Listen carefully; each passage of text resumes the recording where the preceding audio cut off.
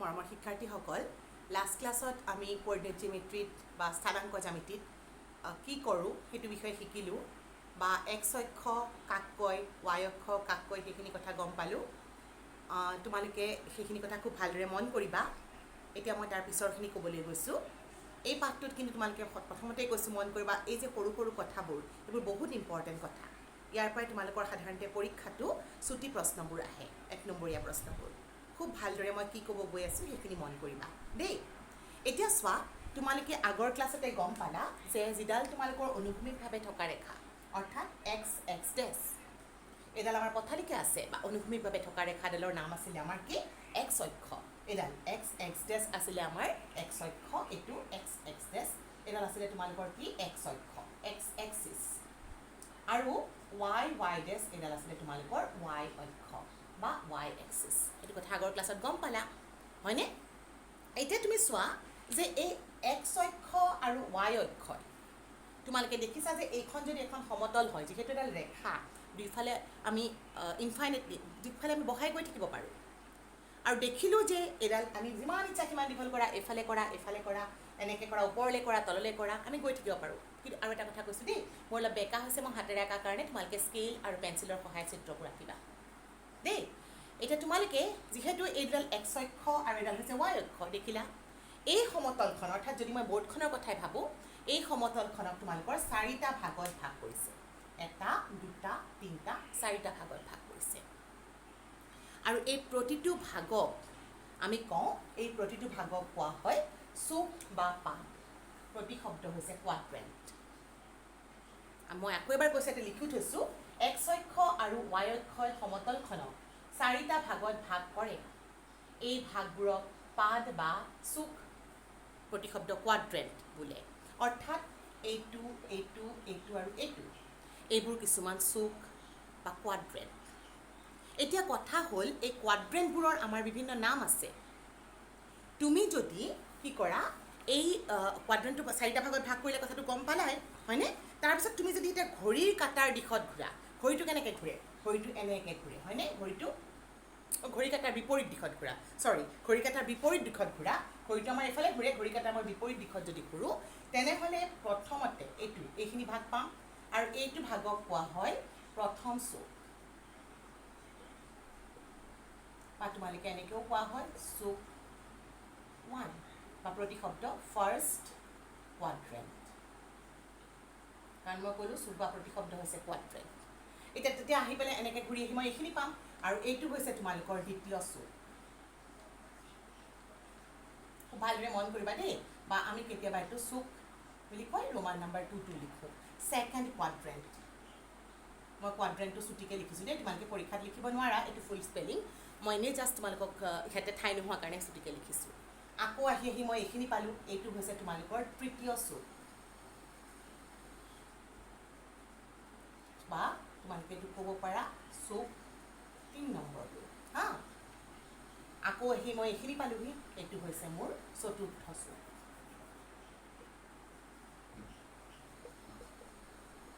বা 4 নম্বৰ চুক বুলি ক'লোঁ। হা, ফ'ৰ্থ কোৱাড্ৰেণ্ট। তাৰমানে তোমালোকে দেখিলা যে যিহেতু এই অক্ষকেইডালে এক্স অক্ষ পথালিডাল, আনুভূমিকডালৰ নাম হৈছে এক্স অক্ষ, উলম্বডালৰ নাম হৈছে ৱাই অক্ষ। এক্স অক্ষ আৰু ৱাই অক্ষই সমতলখনক আমাৰ 4টা ভাগত ভাগ কৰিছে, আৰু প্ৰতিটো ভাগৰ নাম হৈছে চুক বা পাত। আৰু ঘড়ী কাটাৰ বিপৰীত দিশত আমি যদি ঘূৰোঁ, তেনেহ'লে এইটো OXৰ পৰা ষ্টাৰ্ট কৰিলোঁ, ঘড়ী কাটাৰ যদি মই বিপৰীত দিশত ঘূৰোঁ, এইটো প্ৰথম চুক, দ্বিতীয় চুক, তৃতীয় চুক আৰু চতুৰ্থ চুক পালোঁ। হৈছে? তাৰপিছত তোমালোকে আৰু এটা কথা মন কৰিবা যে এই যে অক্ষকেইডাল অৰ্থাৎ এক্স অক্ষ ৱাই অক্ষ আৰু এই চুককেইটা একেলগে এই সমতলখনৰ নাম হৈছে তোমালোকৰ কাৰ্তীয় সমতল বা স্থানাংক সমতল, বা এইটোক XY সমতল বুলিও কয়। এইটো এটা দৰকাৰী কথা। কাৰ্তীয় সমতল বা স্থানাংক সমতল বা XY সমতল কি? অক্ষকেইডাল আৰু চুককেইটাই, মন কৰিবা, চুককেইটা আৰু অক্ষকেইডাল সমতলখনত আমাক কি কয়? এই সমতলখনৰ নাম হ'ল কাৰ্তীয় সমতল বা স্থানাংক সমতল বা XY সমতল। আৰু এই অক্ষ দুডালক কি বুলি কয়? মানে এই দুডাল লাইন দুডাল পাইছা, সেই অক্ষ দুডালক কোৱা হয় তোমালোকৰ স্থানাংক অক্ষ। হ'ব? এতিয়া আমি শিকিম এটা বিন্দুৰ স্থানাংক আমি কেনেকৈ উলিয়াব পাৰোঁ। বিন্দুটোৰ স্থানাংকটো আমি কেনেকৈ উলিয়াব পাৰোঁ সেইটো আমি শিকিম। ইয়াতে চোৱা, এইডাল হৈছে আমি জানো যে এডাল হৈছে এক্স অক্ষ, এক্স ডেছডাল হৈছে এক্স অক্ষ, ৱাই ডেছডাল হৈছে তোমালোকৰ ৱাই অক্ষ, আৰু দুইডাল অক্ষই কটাকটি কৰা বিন্দু হৈছে অ', সেইটো হৈছে আমাৰ মূল বিন্দু। এতিয়া ধৰা এই সমতলখনত মই পি যিকোনো এটা বিন্দু লৈছোঁ, এইটো পি যিকোনো এটা বিন্দু, অ'কে। এতিয়া মই কি কৰিম, এই পি বিন্দুটোৰ যেতিয়া মই স্থানাংক উলিয়াব লাগিব, অৱস্থানটো আমি উলিয়াব গৈছোঁ, তেতিয়া মই প্ৰথমতে কি কৰিব লাগিব, এই পি বিন্দুৰ পৰা অৰ্থাৎ এই বিন্দুটোৰ পৰা মই এক্স অক্ষৰ ওপৰত এডাল লম্ব টানিলোঁ। ইয়াতে হৈছে পি এম হৈছে মোৰ এক্স অক্ষৰ ওপৰত টনা এডাল লম্ব পি বিন্দুৰ পৰা। এতিয়া আৰু পি বিন্দুৰ পৰা মই ৱাই অক্ষৰ ওপৰতো আন এডাল লম্ব টানিলোঁ। ইয়াতে মোৰ লম্বডাল হৈছে পি এন হৈছে পি বিন্দুটোৰ পৰা ৱাই অক্ষলৈ টনা লম্ব দূৰত্ব, লম্ব, অ'কে। এতিয়া মই এই পিৰ পৰা পি বিন্দুটোৰ ৱাই অক্ষৰ পৰা যিটো দূৰত্ব, অৰ্থাৎ এই দূৰত্বটো হৈছে পি এন, আৰু এই পি এনটো এইখিনিও সমান, অ' এম আৰু এন পি বাই পি এনো সমান, হয়নে? পি বিন্দুটোৰ ৱাই অক্ষৰ পৰা যিটো দূৰত্ব, সেই দূৰত্বটোক কোৱা হয় এক্স স্থানাংক। মন কৰা, ৱাই অক্ষৰ পৰা দূৰত্বটোক কোৱা হয় এক্স স্থানাংক, অ'কে। আৰু সেই একেটা বিন্দুৰে অৰ্থাৎ আমাৰ এই পি বিন্দুটো কিমান দূৰত আছে এক্স অক্ষৰ পৰা, এইখিনি দূৰত আছে, হয়নে? লম্ব টানিছোঁ, লম্ব দূৰত্বটো সদায় আমি লম্বকে টানিব লাগিব, বেলেগ দূৰত্ব নহয়, বেকাকৈ টানিলে নহ'ব। পি বিন্দুৰ পৰা যেতিয়া আমি এক্স অক্ষৰ ওপৰত লম্ব টানিছোঁ, সেইডাল হৈছে পি এম, অৰ্থাৎ পি বিন্দুটো এক্স অক্ষৰ পৰা পি এম দূৰত অৱস্থিত। গতিকে এই দূৰত্বটোক কোৱা হয়, এক্স অক্ষৰ পৰা পি বিন্দুৰ যিটো দূৰত্ব, সেই দূৰত্বটোক কোৱা হয় তোমালোকৰ ৱাই স্থানাংক বা ৱাই কোঅৰ্ডিনেট। কোঅৰ্ডিনেট হৈছে প্ৰতিশব্দ, সেইখিনি কথাকে মই ইয়াতে লিখি থৈছোঁ চোৱাচোন। পি বিন্দুৰ ৱাই অক্ষৰ পৰা দূৰত্ব, ৱাই অক্ষৰ পৰা লম্ব দূৰত্বটো কি হৈছে, ৱাই অক্ষৰ পৰা লম্ব দূৰত্বটো পি এন, বা পি এনক আমি অ' এম বুলিও ক'ব পাৰোঁ, আৰু এইটো হৈছে আমাৰ এক্স স্থানাংক, আৰু স্থানাংক মানে এক্স কোঅৰ্ডিনেট। আৰু এই বিন্দুটোৰ এক্স অক্ষৰ পৰা দূৰত্ব কিমান, পি এম, আৰু সেই দূৰত্বটোক আমাৰ কোৱা হয় ৱাই স্থানাংক, অ'কে। এতিয়া তোমালোকে আৰু এটা কথা মন কৰিবা, এক্স স্থানাংক যিটো আমি এক্স স্থানাংক পাইছোঁ, এক্স স্থানাংকক আমি কেতিয়াবা ভুজ বুলিও কওঁ, ভুজ, ভুজৰ প্ৰতিশব্দ হৈছে তোমালোকৰ এবছিছা। আৰু ৱাই স্থানাংক, ৱাইৰ যিটো স্থানাংক পাম সেইটোক আমি কওঁ পুটি, তাৰ প্ৰতিশব্দ হৈছে অৰ্ডিনেট।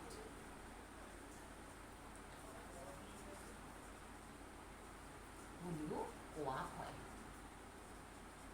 তাৰমানে আমি যিটো এক্স স্থানাংক পালোঁ, অৰ্থাৎ এক্স স্থানাংক মানে কি, মই বাৰে বাৰে কৈছোঁ, মন কৰিবা, এক্স স্থানাংক মানে হৈছে বিন্দুটোৰ ৱাই অক্ষৰ পৰা দূৰত্ব, আৰু ৱাই স্থানাংক মানে হৈছে বিন্দুটোৰ এক্স অক্ষৰ পৰা দূৰত্ব। এক্স স্থানাংকৰ আন এটা নাম হৈছে ভুজ বা এবছিছা, আৰু ৱাই স্থানাংকৰ আন এটা নাম হৈছে তোমালোকৰ কুটি বা অৰ্ডিনেট। এতিয়া তোমালোকৰ কথা হ'ল, তোমালোকে বাৰু এক্স অক্ষৰ পৰা দূৰত্ব বা এক্স স্থানাংক গম পালা, ৱাই স্থানাংক গম পালা, এতিয়া আমি বিন্দুটোৰ স্থানাংক কেনেকৈ লিখিম? বিন্দুটোৰ অৰ্থাৎ এই বিন্দুটোৰ যেতিয়া আমি স্থানাংক লিখিম, সদায় তুমি প্ৰথম বন্ধনীৰ ভিতৰত প্ৰথমতে এক্স স্থানাংক আৰু তাৰপিছত তুমি ৱাই স্থানাংক লিখিব লাগিব। অৰ্থাৎ আমি গম পালোঁ যে পি বিন্দুৰ যিটো স্থানাংক, সেই স্থানাংকটো হৈছে তোমালোকৰ এক্স কমা ৱাই। সদায় তুমি প্ৰথম বন্ধনীৰ ভিতৰত লিখিব লাগিব, আৰু সদায় লিখোঁতে মন কৰিবা, তোমালোকে কি কৰিব লাগিব, প্ৰথমতে এক্স স্থানাংক আৰু তাৰপিছত তোমালোকে ৱাই স্থানাংক লিখিব পাৰিবা।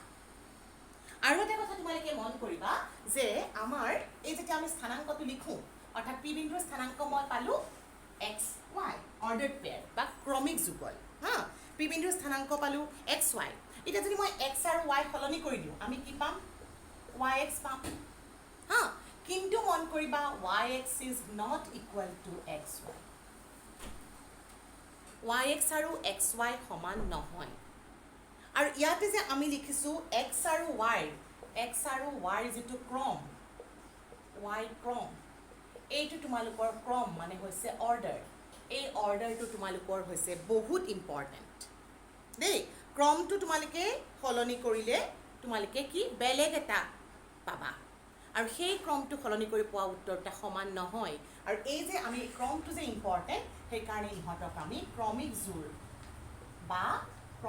বা অৰ্ডাৰ্ড পেয়াৰ প্ৰতিশব্দ বা ক্ৰমিক যুগল বুলিও কোৱা হয় এতিয়া তোমালোকে মন কৰিবা যদি মই তোমালোকক এনেকৈ কওঁ যে 1 2 ইয়াৰ পৰা মই গম পালোঁ যে এই বিন্দুটো এইটো যদি মই এই এটা বিন্দু হয় এই বিন্দুটোৰ যদি স্থানাংক মই 1 2 বুলি ক'লোঁ তেন্তে মই বুজি পালোঁ যে এৰ x স্থানাংক হৈ গ'ল তোমালোকৰ এৰ x স্থানাংক হৈ গ'ল 1 আৰু এই বিন্দুটোৰ y স্থানাংক হৈ গ'ল তোমালোকৰ 2 1 2 বুলি লিখাৰ লগে লগে মই তোমালোকৰ তোমালোকৰ যে বিন্দুটোৰ স্থানাংকটো মই পাই গ'লোঁ এতিয়া মই এইটো কেনেকৈ বহাম কেনেকৈ বহাম জানিবৰ কাৰণে মই কি কৰিব লাগিব তোমালোকৰ আকৌ কটাকটি কৰা ৰেখাডাল আনিব লাগিব মই কেনেকৈ বহুৱাই তোমালোকক জাষ্ট এটা এক্সাম্পল দেখাই দিছোঁ এইটো যদি তোমালোকৰ x অক্ষ আৰু এডাল y অক্ষ ল'লোঁ x ডেছ o y ডেছ ইয়াক মই কি কৰিব লাগিব কিছুমান সমান ভাগত ভাগ কৰিব লাগিব যিটো মই জানোৱেই এইটো যদি 1 2 3 এফালে হ'ল -1 -2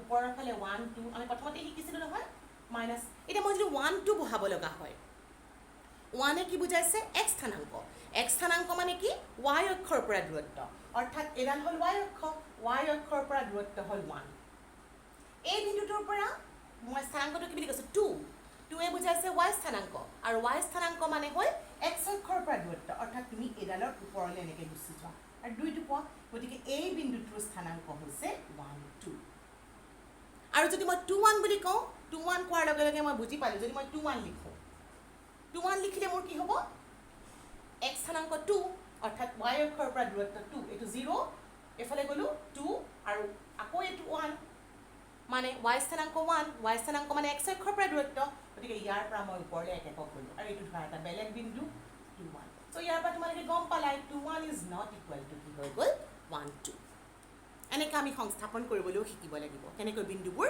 আমি এই সমতলখনত অৰ্থাৎ কাৰ্টীয়া সমতলত আমি কেনেকৈ বিন্দুবোৰ বহাব পাৰোঁ সেই কথাটো তোমালোকে শিকিব লাগিব অ'কে এতিয়া চোৱা তোমালোকৰ আৰু কিছুমান সৰু এইবোৰ কথাবোৰ কিন্তু মন কৰিবা বহুত সৰু কথা কিন্তু বহুত ইম্পৰ্টেণ্ট তোমালোকে তাৰমানে যিকোনো এটা বিন্দুৰ আমি গম পালোঁ যে x স্থানাংক কি হয় y অক্ষৰ পৰা দূৰত্ব আৰু y স্থানাংক হ'ল x অক্ষৰ পৰা দূৰত্ব গতিকে আমি বিন্দুটোৰ স্থানাংক লিখোঁতে সদায় ক্ৰমিক যুগল লিখিব লাগিব আৰু লিখোঁতে সদায় x স্থানাংক প্ৰথমত আৰু তাৰপিছত y স্থানাংক লিখিব লাগিব এতিয়া তোমালোকৰ কেইটামান বহুত ইম্পৰ্টেণ্ট কথা আছে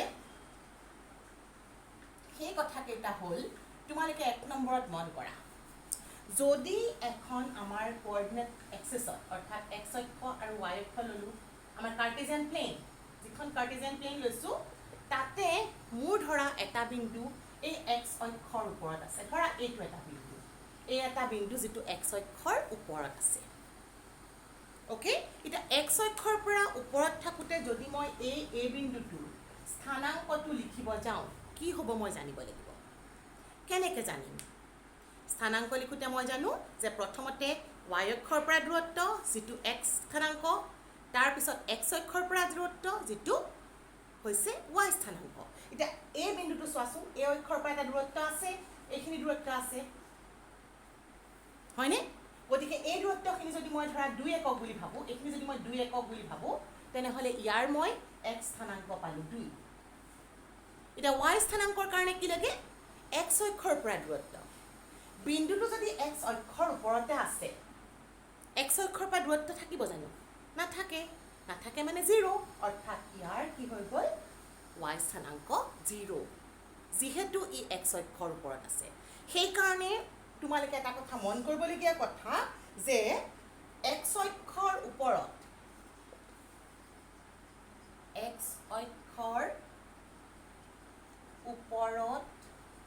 থকা যিকোনো বিন্দুৰ কি হয় x অক্ষৰ পৰা দূৰত্ব 0 x অক্ষৰ পৰা দূৰত্ব 0 হয়নে অৰ্থাৎ x অক্ষৰ পৰা দূৰত্বটোক আমি কি বুলি কওঁ অৰ্থাৎ y স্থানাংক কি হৈ যায় তোমালোকৰ 0 হয় গতিকে তোমালোকে ইয়াতে এই বিন্দুৰ স্থানাংক গতিকে আমি কি পাম গতিকে x অক্ষৰ ওপৰত থকা যিকোনো বিন্দুৰ যদি আমি স্থানাংক লিখিব, এইবোৰ শৰ্ট কুৱেশ্যনৰ কাৰণে বহুত ইম্পৰ্টেণ্ট দেই। বিন্দুৰ স্থানাংক আমি জেনেৰেলাইজ কৰি যদি লিখোঁ, এক স্থানাংক থাকিব, ইয়াত যদি এটা বিন্দু ল'লোঁ, ধৰা এইটো বি, আৰু এই দূৰত্বটো যদি মই কিমান হ'ব, এইফালে আহিছে -3 এককত ধৰা আছে, এইটো যদি দূৰত্বটো 3 হয়, এইটো ধৰা বিন্দুটো -3 বুলি ক'লোঁ, তেতিয়া এই বিন্দুটোৰ স্থানাংক কিমান হ'ব, -3,0। y কোঅৰ্ডিনেটটো 0 হ'ব, হয়নে? গতিকে যিকোনো স্থানাংক আমি জেনেৰেলাইজ কৰি যদি লিখোঁ, কি ফৰ্মৰ হ'ব, x0 আকৃতিৰ হয়। অ'কে, এতিয়াও কি হ'ব যদি বিন্দুটো আমাৰ y অক্ষৰ ওপৰত থাকে? ধৰা এইডাল y অক্ষ, ইয়াৰ ওপৰত এইটো এটা বিন্দু, এই বিন্দুটো ধৰা এইখিনি দূৰত্ব, এই দূৰত্বখিনি ধৰা মই ধৰি ল'লোঁ 5। অ'কে, তাৰমানে আমি কি গম পালোঁ, এই বিন্দুটোৰ x অক্ষৰ পৰা দূৰত্ব 5। x অক্ষৰ পৰা দূৰত্ব যদি 5 হয়, x অক্ষৰ পৰা দূৰত্বটোৱে কি বুজায়, x অক্ষৰ পৰা দূৰত্বটোৱে বুজায় y স্থানাংক। তাৰমানে মই গম পালোঁ ইয়াৰ এইখিনিতে কিবা এটা লিখিম, y স্থানাংক 5। আৰু y অক্ষৰ পৰা দূৰত্ব কি, যিহেতু y অক্ষৰ ওপৰতে আছে, y অক্ষৰ পৰা দূৰত্বটো হৈ গ'ল 0, সেইকাৰণে এই বিন্দুটোৰ স্থানাংক হ'ল 0,5। বা তোমালোকৰ এটা বিন্দু যদি এইখিনি মানত আছে, ধৰা এইখিনি ধৰা 4 একক দূৰত্বত আছে, পইণ্টটো হ'ল -4 ধৰা, তেতিয়া যদি মই এইটো কিউ বিন্দু বুলি ধৰোঁ, কিউ বিন্দুৰ স্থানাংক কি হ'ব, কিউ বিন্দুৰ y অক্ষৰ পৰা দূৰত্ব নাই, মানে আমি দূৰত্বটো মই কি ধৰিছোঁ, y অক্ষৰ ওপৰতে আছে, গতিকে দূৰত্বটো হ'ল 0, অৰ্থাৎ ইয়াৰ x স্থানাংক হ'ল 0, আৰু যিহেতু 4 একক দূৰত্বত আছে নেগেটিভ ডাইৰেকশ্যনত, আৰু এইটো বিন্দুৰ স্থানাংক হ'ল -4। গতিকে মই 2 নম্বৰত কি পাওঁ, যদি এটা বিন্দু y অক্ষৰ ওপৰত থাকে, y অক্ষৰ ওপৰত থকা যিকোনো বিন্দু কি হ'ব, y অক্ষৰ পৰা দূৰত্ব হ'ব 0 হ'ল, অৰ্থাৎ y অক্ষৰ পৰা দূৰত্বটোৰ নাম কি, x স্থানাংক 0 হ'ল। গতিকে y অক্ষৰ ওপৰত থকা যিকোনো বিন্দুৰ স্থানাংকৰ আকৃতিটো কি হৈ গ'ল, 0y। বহুত শ্বৰ্ট কুৱেশ্যন, কিন্তু বহুত ইম্পৰ্টেণ্ট কুৱেশ্যন এইখিনি কথা। এতিয়া তোমালোকৰ কথা হ'ল, যদি এটা বিন্দু ইয়াত থাকে, অৰ্থাৎ O থাকে, Oটো কি, মূল বিন্দু, হয়নে? O বিন্দুটোৰ x অক্ষৰ ওপৰতো আছে, O বিন্দুটো তোমালোকৰ y অক্ষৰ ওপৰতো আছে, এইখিনি কথা। O বিন্দুটো তোমালোকৰ এতিয়া বৰ্তমান মই কি পালোঁ, O বিন্দুটো x অক্ষৰ ওপৰতো আছে, আকৌ সেই একেটা বিন্দুৱে y অক্ষৰ ওপৰতো আছে। গতিকে O বিন্দুটোৰ x অক্ষৰ পৰা দূৰত্বও 0, আৰু O বিন্দুটোৰ y অক্ষৰ পৰা দূৰত্বও হৈছে তোমালোকৰ 0, হয়নে? গতিকে আমি O বিন্দুৰ স্থানাংক আমি কি পাম, x অক্ষৰ পৰা দূৰত্বটো হৈছে y স্থানাংক, আৰু y অক্ষৰ পৰা যিটো দূৰত্ব সেইটো হৈছে তোমালোকৰ x স্থানাংক, হয়নে? গতিকে আমি কি কৰোঁ গম পালোঁ, যে O বিন্দুৰ স্থানাংক হ'ল, এইটো 3 নম্বৰ কথা, O অৰ্থাৎ Oটো কি বস্তু, অৰ্থাৎ মূল বিন্দু। মূল বিন্দুটো আমি O বুলি দিনতহে কৰোঁ দেই, এইটো বিন্দুটোৰ নাম হ'ল মূল বিন্দু, O বুলি নক'বা। তোমালোকক যদি কয় x অক্ষ আৰু y অক্ষৰ কটাকটি কৰা বিন্দুটোৰ নাম কি, O বুলি নক'বা, সেই বিন্দুটোৰ নাম হ'ল মূল বিন্দু। অৰ্থাৎ মূল বিন্দুৰ স্থানাংক, অৰ্থাৎ তুমি লিখিলেও হয়, মই আগত কথাখিনি কোৱা নাই, স্থানাংক কি হ'ব, x অক্ষৰ পৰা দূৰত্ব 0, দুইডাল অক্ষৰ ওপৰতে আছে, গতিকে x অক্ষৰ পৰা দূৰত্ব 0, সেইকাৰণে y কোঅৰ্ডিনেট 0, y অক্ষৰ পৰা দূৰত্ব 0, সেইকাৰণে তোমালোকৰ কি হৈ গৈছে, y অক্ষৰ পৰা দূৰত্ব x স্থানাংক তোমালোকৰ হ'ল 0। এতিয়া কথা হ'ল, আমাৰ যে এই কোঅৰ্ডিনেট ছিষ্টেমত আমি যে মই অকণমান আগতে যে ক'লোঁ কোৱাড্ৰেণ্ট, যিবোৰ আমি চুক বা পাত পালোঁ, হা, এতিয়া এই চুক বা পাতবোৰত তোমালোকৰ চিম্বলবোৰ আমি কেনেকুৱা হয় সেই কথাটো জানিব লাগিব। এইটো হৈছে তোমালোকৰ প্ৰথম চুক। প্ৰথম চুকটো আমাৰ কোনকেইটা লক্ষ্য দি হৈছে, OX আৰু OY দ্বাৰা গঠিত হৈছে। OXটো আমি জানো ধনাত্মক দিশ, আৰু OY বিন্দুবোৰো ধনাত্মক, সেইকাৰণে যদি এটা বিন্দু প্ৰথম কোৱাড্ৰেণ্টত থাকে বা প্ৰথম চুকত থাকে, তাৰ x স্থানাংকও ধনাত্মক আৰু y স্থানাংকও ধনাত্মক হ'ব।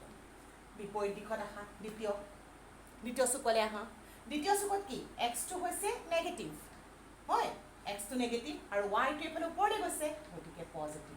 অৰ্থাৎ যদি এটা বিন্দু তোমালোকৰ দ্বিতীয় চুকত থাকে, তাৰ স্থানাংক হ'ব -+। তৃতীয় চুকত থাকিলে কি হ'ব, x নেগেটিভ আৰু y হৈছে নেগেটিভ, অৰ্থাৎ চিম্বলটো হ'ব -।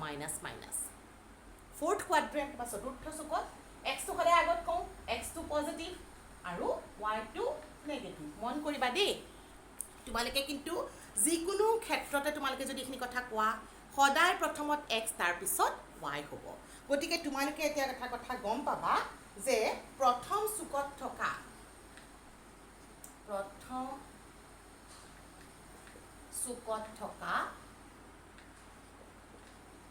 তোমালোকে যদি যিকোনো বিন্দুৰ স্থান যিকোনো মানে থকা বিন্দুৰ স্থানাংকৰ তোমালোকৰ যদি আৰ্হিটো সোধে বিন্দুৰ